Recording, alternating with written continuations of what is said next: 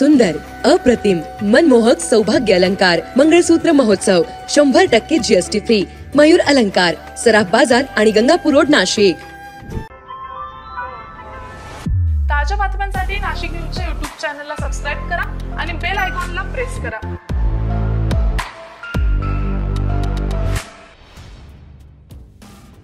Valentine डेमुळे देशासह जगभरातून भारतीय फुलांना मोठी मागणी वाढली आहे।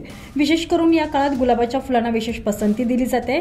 त्यामुळे गुरुवारी काल गुलाबाच्या दरात दुप्पट नव्हे तर थेट तिपटीने वाढ झाली।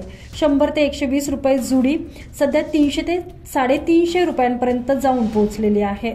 नाशिकच्या गुलाबाला मागणी वाढली असून शेतकरी हे मुंबईतील व्यापाऱ्यांना फुले विक्री करतायत। किरकोळ बाजारात गुरुवारी काल गुलाबाचं एक फुल 25 तर सफेद आणि पिवळ्या रंगाचे फुल 40 रुपये दराने विक्री होत होते। व्हॅलेंटाईन डेला महाविद्यालयीन तरुणांमध्ये उत्साह संचारतो। प्रेम व्यक्त करण्यासाठी हा दिवस महत्त्वाचा मानला जातो। जगभरात व्हॅलेंटाईन डे निमित्तानं गुलाबाचं फुल हे प्रतीक म्हणून दिलं जातं।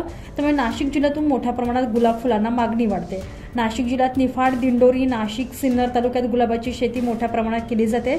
सध्या फुलांना दर मिळत असल्याने या भागातील शेतकऱ्यांच्या चेहऱ्यावर समाधान दिसून येते। परंतु इतर वेळी दर मिळत नसल्याने वाहतूक खर्चासाठी देखील पदरमोड करावी लागते। नाशिकमधील गुलाब Holland, Britain, Dubai, Singapore, Japan, Germany, नेदरलँडसह इतर देशात निर्यात होतात।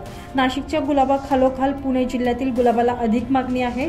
परदेशात 42 सेंटीमीटरच्या गुलाबाला 20 रुपये, 52 सेंटीमीटरच्या गुलाबाला 30 रुपये तर 62 सेंटीमीटरच्या गुलाबाला 40 रुपये असा भाव मिळत आहे।